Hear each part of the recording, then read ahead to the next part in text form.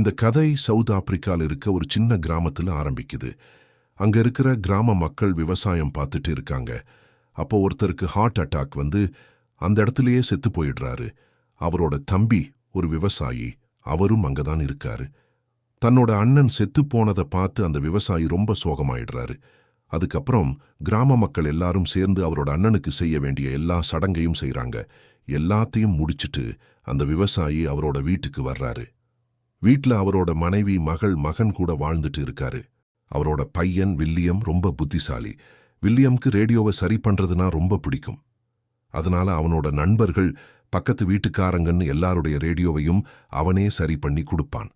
அவன் ஸ்கூலுக்கு போனதும் பிரின்சிபால் வில்லியமையும் மற்ற எல்லா ஸ்டூடெண்ட்ஸையும் வரிசையா நிக்க வச்சு, யாரெல்லாம் ஸ்கூல் ஃபீஸ் கட்டலையோ அவங்களையெல்லாம் ஸ்கூலை விட்டு தூக்கிடுவோம்னு சொல்றாரு. அவனோட அப்பாவோட பணக்கஷ்டம் ரொம்ப மோசமா இருக்கிறதால அவர் கொஞ்ச நாளா ஃபீஸ் கட்டல. வில்லியமோட கிளாஸ் டீச்சர் அவனோட அக்கா மேல ஒரு கண்ணு வச்சிருக்காரு. அவரும் வில்லியம் கிட்ட ஒரு ஃப்ரெண்ட் மாதிரி பழகுவாரு. அவர் வில்லியம் கிட்ட சீக்கிரமா ஃபீஸ் கட்டிடு, இல்லனா உன்னை ஸ்கூலை விட்டு துரத்திடுவாங்கன்னு சொல்றாரு. ஆனா வில்லியம்க்கு தெரியும் அவங்க அப்பா கிட்ட ஃபீஸ் கட்ட பணம் இல்லைன்னு. அவனுக்கும் படிக்கணும்னு பயங்கர ஆசை. ஆனா அவங்க அம்மாவுக்கு வில்லியம் வயல்ல வேலை பார்க்கணும்னு ஆசை. ஒரு நாள் ராத்திரி வில்லியம் படிச்சிட்டு இருக்கும்போது இருட்டாயிடுச்சு. அதனால அவன் விளக்கை ஏத்த அம்மா கிட்ட எண்ணெய் கேட்கிறான். ஆனா அவங்க அம்மா, படிக்கிறதுக்காக உனக்கு எண்ணெய் தர முடியாது, வீட்டு வேலைக்கு எண்ணெய் தேவைப்படும், அதுதான் முக்கியம்னு சொல்லி மறுத்துடுறாங்க. அடுத்த நாள் ஸ்கூல் முடிஞ்சதும் வில்லியம் நிறைய எலக்ட்ரிக்கல் இரும்பு சாமான்கள் விற்கிற ஒரு பழைய சாமான்கள் கடைக்கு போறான். அங்க அவனுக்கு ஒரு விளக்கும் ஒரு பேட்டரியும் கிடைக்குது. இதை வச்சு ராத்திரியில படிக்கிறதுக்கு ஒரு பல்ப் எரிய வைக்கலாம்னு முடிவு பண்றான். அடுத்த நாள் சில பேர் கிராமத்துக்கு வந்து, நாங்க உங்களுக்கு பணம் தர்றோம், அதுக்கு பதிலா உங்க வயல்ல இருக்கிற மரத்தை வெட்டிக்கிறோம்னு சொல்றாங்க. ஆனா கிராமத் தலைவர் முடியாதுன்னு சொல்லிட்டாரு. இந்த மரங்க தான் நம்ம வயலை வெள்ளத்திலிருந்து காப்பாத்துது, இதை வெட்டிட்டா நம்ம வயல் எல்லாம் வெள்ளத்துல மூழ்கிடும்னு சொல்றாரு. வில்லியமோட அப்பாவும் அதுக்கு சம்மதிக்கிறாரு. ஆனா மத்த எல்லா விவசாயிகளும் ஒரு பேப்பர்ல கையெழுத்து போட்டு மரத்தை வெட்ட சம்மதிக்கிறாங்க. ஏன்னா கிராமம் கடுமையான வறுமையில் இருக்கு, எல்லாருக்கும் பணம் தேவைப்படுது. உடனே மரத்தை வெட்டுற வேலையும் ஆரம்பிக்குது. அன்னிக்கு ராத்திரி வில்லியம் அவங்க அப்பா கிட்ட, அப்பா எனக்கு ஸ்கூல் ஃபீஸுக்கு பணம் வேணும்னு கேட்கிறான். ஆனா அவங்க அப்பா, மகனே என்கிட்ட இப்போ பணம் இல்லை, என்னால ஃபீஸ் கட்ட முடியாது, அறுவடை வரைக்கும் நீ பொறுத்துதான் ஆகணும், அப்போதான் என்கிட்ட பணம் வரும்னு சொல்றாரு. இதை கேட்டதும் வில்லியம் ரொம்ப அப்செட் ஆயிடுறான். அடுத்த நாள் அவனோட ஃப்ரெண்டு கூட ஸ்கூலுக்கு போகும்போது அவனோட கிளாஸ் டீச்சரோட சைக்கிள் அங்க நிக்குது. அதுல ஒரு லைட் இருக்கு. வில்லியம்க்கு அந்த லைட்டுக்கு ஒரு பேட்டரி தேவைப்படுது. ஆனா அவன் பார்க்கும்போது அந்த லைட்ல பேட்டரி இல்லாம சக்கரத்தை சுத்துனா லைட் எரியற மாதிரி ஒரு மெக்கானிசம் இருக்கு. அந்த லைட் எப்படி எரியுதுன்னு அவனுக்கு புரியல. வில்லியம் ஸ்கூலுக்கு போனதும் பல மாசமா ஃபீஸ் கட்டாத மத்த பசங்க கூட சேர்த்து அவனையும் ஸ்கூல்ல இருந்து துரத்திடுறாங்க. அவன் ரொம்ப மனசு உடைஞ்சு போயிடுறான். அவனுக்கு படிக்கணும்னு ஆசை, ஆனா அதுக்கு வழியே தெரியல. இந்த நேரத்துல மழை பெய்ய ஆரம்பிச்சு வில்லியமோட அப்பாவோட வயல்ல வெள்ளம் வந்து அவரோட மொத்த பயிரும் அழிஞ்சு போகுது. இதை பார்த்துட்டு அவங்க அப்பா ரொம்ப கவலைப்படுறாரு. ஏன்னா ரொம்ப நாளைக்கு தாக்கு பிடிக்கிற அளவுக்கு அவர்கிட்ட சாப்பாடு இல்லை. அதனால அவர் ஒரு ஃப்ரெண்டு கிட்ட போய் அவர்கிட்ட கொஞ்சம் பணம் இருக்கிறத சொல்றாரு. அந்த பணத்தை வச்சு தன்னோட வயலை வெள்ளத்திலிருந்து காப்பாத்த நினைக்கிறாரு. அப்போ அவரோட ஃப்ரெண்டு, சீக்கிரமே ஒரு வறட்சி வரப்போகுது, கேன்யால கூட வெள்ளம் வந்திருக்கு, இப்போ கையில இருக்கிற பணத்தை செலவு பண்ணாத, தேவைப்படுற நேரத்துல அது உதவும்னு சொல்றாரு. வில்லியமோட அப்பாவுக்கு அங்க எந்த உதவியும் கிடைக்கல. அதனால அவர் ஏமாற்றத்தோட திரும்பி வர்றாரு. சீக்கிரமே கோடை காலம் வருது, நிலமெல்லாம் காஞ்சு போயிருக்கு, வயலுக்கு பாய்ச்சறதுக்கு நல்ல தண்ணியோ கெட்ட தண்ணியோ எதுவுமே இல்ல. அப்போதான் வில்லியம் மறுபடியும் அந்த பழைய சாமான்கள் கடைக்கு போறான். அங்க அவனுக்கு 2 பேட்டரி கிடைக்குது. ஆனா அந்த பேட்டரிங்க சுத்தமா வேலை செய்யல. அதை எப்படியாவது சரி பண்ணி அவன் ஏற்கனவே கண்டுபிடிச்ச மோட்டார் பம்பை ஓட வச்சு கோடை காலத்திலையும் அவங்க அப்பா வயலுக்கு தண்ணி பாய்ச்சணும்னு நினைக்கிறான். அவன் யாருக்கும் தெரியாம ஸ்கூலுக்கு போறான். கிளாஸ் முடிஞ்சதும் அவனோட டீச்சர் கிட்ட போய், உங்க சைக்கிள்ல இருக்க லைட் எப்படி பேட்டரி இல்லாம எரியுதுன்னு கேட்கிறான். அதுக்கு டீச்சர், அதுக்கு பேரு டைனமோன்னு சொல்றாரு. ஆனா அதை வாங்குற அளவுக்கு வில்லியம் கிட்ட பணம் இல்லை. அதனால அவன் டீச்சர் கிட்ட, அதை நானே செய்ய முடியுமான்னு கேட்கிறான். டீச்சர் ஆமா லைப்ரரியில் இந்த மாதிரி நிறைய புக்ஸ் இருக்கு, அதை படிச்சு நீயே ஒரு டைனமோ செய்யலாம்னு சொல்றாரு. ஆனா வில்லியம் ஃபீஸ் கட்டாததால லைப்ரரிக்குள்ள போக அவனுக்கு தடை விதிச்சிருக்காங்க. அதனால அவன் டீச்சர் கிட்ட சொல்றான், எனக்கு உங்க ரகசியம் ஒன்னு தெரியும். நீங்க எங்க அக்காவை பார்க்க தானே வர்றீங்க. இந்த ரகசியத்தை நான் வெளியே சொல்லாம இருக்கணும்னா எனக்கு லைப்ரரிக்குள்ள போக அனுமதி வாங்கி தரணும். டீச்சரும் சரின்னு சொல்லி வில்லியமை லைப்ரரியன் கிட்ட கூட்டிட்டு போய் அனுமதி வாங்கி தர்றாரு. லைப்ரரிக்குள்ள அவன் சுத்தி பார்க்கும்போது எனர்ஜி பத்தி நிறைய புத்தகங்கள் இருக்கிறத பார்க்கறான். அதை வச்சு ஒரு எலக்ட்ரிக் டைனமோ செஞ்சிடலாம்னு அவனுக்கு ரொம்ப சந்தோஷமாயிடுது. கொஞ்ச நாள் கழிச்சு ஜனாதிபதி கிராமத்துக்கு வராரு. கிராமத் தலைவர் அவர்கிட்ட பணத் தேவையையும் கிராமத்தோட குறைகளையும் சொல்றாரு. ஆனா ஜனாதிபதியோட ஆளுங்க அந்த தலைவரை பின்னாடி கூட்டிட்டு போய் பயங்கரமா திட்டுறாங்க. எங்களுக்கு உங்க ஓட்டு மட்டும்தான் வேணும், உங்க பிரச்சனையோ குறையோ எங்களுக்கு தேவையில்லைன்னு சொல்லிடுறாங்க. வில்லியமோட அப்பாவுக்கு புரியுது, தனக்கு வேண்டியதை தானே தான் செஞ்சுக்கணும், எந்த உதவியும் கிடைக்காதுன்னு. அதனால அவர் ரொம்ப அப்செட் ஆயிடுறாரு. அவர் தன்னோட வயலுக்கு போய் ரொம்ப கம்மியா விளைஞ்ச பயிரை அறுவடை பண்றாரு. அவர்கிட்ட 2 மாசத்துக்கு தேவையான சாப்பாடு மட்டும்தான் இருக்கு. 2 மாசம் கழிச்சு எங்கிருந்து சாப்பாடு வரும்னு அவருக்கு தெரியல. அப்புறம் வில்லியமோட அப்பா அவங்க வீட்டில் இருந்த தகர கூரையெல்லாம் கழட்டி மார்க்கெட்ல போய் விற்கிறாரு. அப்போ ரேடியோல ஒரு அறிவிப்பு வருது.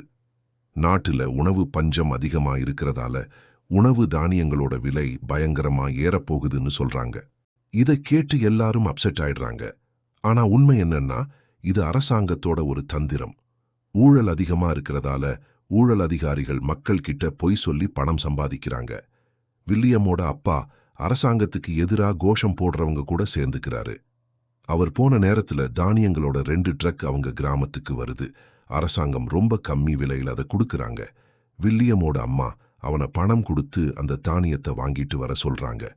அவன் போனதுக்கு அப்புறம் சில ஆளுங்க வீட்டுக்குள்ள பூந்து அவங்க வயல்ல இருந்து சேமிச்சு வச்சிருந்த தானியத்தை திருடிட்டு போயிடுறாங்க. இப்போ அவங்க கிட்ட கொஞ்சம் கூட தானியம் இல்ல. அவங்க அம்மா துக்கத்துல அழ ஆரம்பிச்சிடுறாங்க. கொஞ்ச நேரம் கழிச்சு வில்லியம் கொஞ்சம் ரேஷன் பொருளோட வர்றான். அப்போ வில்லியமோட அப்பாவும் வந்துடுறாரு. அவங்க அம்மா சொல்றாங்க, இனிமே நாம ஒரு நாளைக்கு ஒரு வேளை தான் சாப்பிட முடியும். அப்போதான் இந்த ரேஷனை வச்சு கொஞ்ச நாளைக்கு தாக்கு பிடிக்க முடியும். அரசாங்கமும் எந்த உதவியும் செய்யல, மழையும் பெய்யல. அதனால வில்லியமோட மொத்த குடும்பமும் வழியில்லாம தவிக்குது. ஒரு நாள் ராத்திரி வில்லியம் அவனோட அக்கா கிட்ட போய், எனக்கு தெரியும் உனக்கு என் டீச்சரை பிடிக்கும்னு, நீ அவர்கிட்ட இருந்து சைக்கிள்ல இருக்கிற டைனமோவை வாங்கிட்டு வா, அதை வச்சு நான் மோட்டார் பம்பை ஓட வச்சு நம்ம வயலுக்கு தண்ணி பாய்ச்சுவேன்னு சொல்றான். அவன் அக்கா எதுவும் பேசல. ஆனா அடுத்த நாள் வில்லியம் விறகு எடுத்துட்டு வரும்போது அவனோட அக்கா வீட்டை விட்டே போயிட்டான்னு தெரிய வருது. அவங்க அப்பா அம்மா துக்கத்துல அழறாங்க. அவன் ரூம்குள்ள போய் பார்க்கும்போது டீச்சரோட சைக்கிள்ல இருந்த டைனமோவை அவனுக்காக அவ அக்கா வச்சுட்டு போயிருக்கா. இதனால அவங்க டீச்சர் கூட ஓடி போயிட்டான்னு புரியுது. இப்போ வில்லியமும் அவனோட நண்பர்களும் இந்த டைனமோவை ஒரு காத்தாடி கூட கனெக்ட் பண்ணி ரேடியோவை ஓட வைக்கிறாங்க. இதை பார்த்து எல்லாரும் ரொம்ப சந்தோஷப்படுறாங்க. இதுக்கப்புறம் அவங்க எல்லாரும் அந்த பழைய சாமான்கள் கடைக்கு போய் நிறைய சாமான் சேகரிக்கிறாங்க. இப்போ வில்லியம்க்கு தண்ணி மோட்டாரோட வைக்க ஒரு பெரிய காத்தாடி தேவைப்படுது. அதுக்கு ஒரு சைக்கிள் வேணும். அதனால அவன் அவங்க அப்பா கிட்ட போய் தன்னோட சின்ன காத்தாடியும் டைனமோவும் வச்சு எப்படி ரேடியோவோட வைக்கிறான்னு செஞ்சு காட்டுறான். ஆனா அவங்க அப்பாக்கு அது புரியல. அப்போ வில்லியம் சொல்றான், நான் ஒரு பெரிய காத்தாடி கட்ட போறேன், அது தண்ணி மோட்டார ஓட வைக்கும். அதனால நாம எல்லா சீசன்லயும் நம்ம வயலுக்கு தண்ணி பாய்ச்சலாம். ஆனா அதுக்கு எனக்கு உங்க சைக்கிள் வேணும். நீங்க அதை கொடுத்துட்டா உங்களால அதுல திரும்ப ஓட்ட முடியாது, ஏன்னா அதை வெட்ட வேண்டியிருக்கும். இதை கேட்டதும் வில்லியமோட அப்பாக்கு பயங்கர கோபம் வந்துருது. அவர் அந்த காத்தாடியை உடைச்சு போட்டுட்டு, நீ இந்த மாதிரி தேவையில்லாத வேலையெல்லாம் பார்க்கற, இனிமே நீயும் என் கூட வயல்ல தான் வேலை செய்யணும்னு சொல்றாரு. வில்லியம் கட்டாயப்படுத்தி அவங்க அப்பா கூட வயல்ல வேலை செய்ய வைக்கப்படுறான். இப்போ வில்லியமோட அப்பாவும் கிராமத்தில் இருக்கிற எல்லாரும் பசியால வாடுறாங்க. அவன் வீட்டுக்கு வரும்போது அவனோட நண்பர்கள் எல்லாம் ஊரை விட்டு போறத பார்க்கறான். அதனால அவன் அவங்க கிட்ட சொல்றான், நாம இங்கதான் இருக்கணும், நாம் ஒரு பெரிய காத்தாடி கட்டுவோம், அது நம்ம வயலுக்கு எல்லா காலத்திலையும் தண்ணி கொடுக்கும், நாம எல்லா காலத்திலையும் பயிர் வளர்க்கலாம். வில்லியம் தன்னோட நண்பர்களை எல்லாம் கூட்டிக்கிட்டு மறுபடியும் அவங்க அப்பா கிட்ட போறான். அவனும் அவனோட நண்பர்களும் வில்லியமோட அப்பா கிட்ட அவரோட சைக்கிளை கேட்குறாங்க. ஆனா அவர் அவங்கள திட்டி அனுப்பிடுறாரு. அப்பதான் வில்லியமோட பாட்டி இறந்து போயிடுறாங்க. அதனால அவங்க அம்மா ரொம்ப சோகமாயிடுறாங்க. வில்லியமோட நாயும் கொஞ்ச நாளா சாப்பிட எதுவும் இல்லாம பசியில செத்து போயிடுது. நாயோட சாவால வில்லியம் ரொம்ப உடைஞ்சு போய் அழறான். அப்போதான் அவங்க அப்பாவுக்கு புரியுது இதுக்கு ஒரு வழி கண்டுபிடிச்சே ஆகணும்னு. அதனால அவர் வில்லியம் கிட்ட போய் சொல்றாரு, எனக்கு வேற எந்த வழியும் தெரியல. நீ ஒரு மோட்டாரை வச்சு தண்ணிய பாய்ச்ச முடியும்னு நினைச்சா உனக்கு தேவையான என் சைக்கிளை நீ எடுத்துக்கோ. அப்புறம் வில்லியம் அவங்க அப்பாவோட சைக்கிளை எடுத்து அதை வெட்டி காத்தாடியோட ஒரு பாகமா பயன்படுத்துறான். கிராம மக்கள் எல்லாரும் சேர்ந்து அந்த காத்தாடியை கட்ட ஆரம்பிக்கிறாங்க. பெரிய மரக்கட்டைகளை வச்சு ஒரு பெரிய காத்தாடி செஞ்சு அதுல சைக்கிளை மாட்டுறாங்க. காத்தாடியோட சக்கரம் சுத்துறப்போ டைனமோ கூட இணைக்கப்பட்டிருந்த சைக்கிள் சக்கரமும் சுத்துது. இந்த டைனமோவை வச்சு பேட்டரிய சார்ஜ் பண்ணணும்னு நினைக்கிறாங்க. எல்லாரும் வயல்ல வேலை செய்ய ஆரம்பிக்கிறாங்க. கொஞ்ச நேரத்துல பேட்டரி சார்ஜ் ஆகிடுது. கிணத்துக்குள்ள பைப் போடப்பட்டிருந்த தண்ணி மோட்டாரும் வேலை செய்ய ஆரம்பிக்குது. திடீர்னு வயல்ல வேலை செஞ்சுட்டு இருந்த மக்கள் வயலுக்குள்ள தண்ணி வர்றத பாக்குறாங்க. அவங்க சந்தோஷத்துக்கு அளவே இல்லை. அவங்களால அவங்க கண்ணையே நம்ப முடியல. இது யாருமே எதிர்பார்க்காத ஒரு வெற்றி. ஆனா வில்லியம் தன்னோட புத்திசாலித்தனம், நம்பிக்கை, கடின உழைப்பால இதை சாதிச்சுட்டான். வில்லியமோட அப்பா உணர்ச்சி வசப்பட்டு அவனை கட்டிப்பிடிச்சுக்கிறாரு. கொஞ்ச காலம் கழிச்சு வில்லியமோட அப்பா வயல்லையும் மத்த எல்லார் வயல்லையும் பயிர்கள் வளர ஆரம்பிச்சிருச்சு. அதாவது வில்லியமால இப்போ அவங்களால எந்த காலத்திலையும் பயிர் வளர்க்க முடியும். வில்லியம் மறுபடியும் அந்த காத்தாடி மேல ஏறி அங்க இருந்து கிராமத்தோட வயல் எல்லாம் பசுமையா இருக்கிறத பார்க்கறான். அது அவனுக்கு பெரிய சந்தோஷத்தை கொடுக்குது. சீக்கிரமே இந்த விஷயம் எல்லாருக்கும் தெரிய வருது. வில்லியமோட ஸ்கூலுக்கு இந்த விஷயம் தெரிஞ்சதும் அவனுக்கு வாழ்நாள் முழுக்க ஸ்காலர்ஷிப் கொடுக்கறாங்க.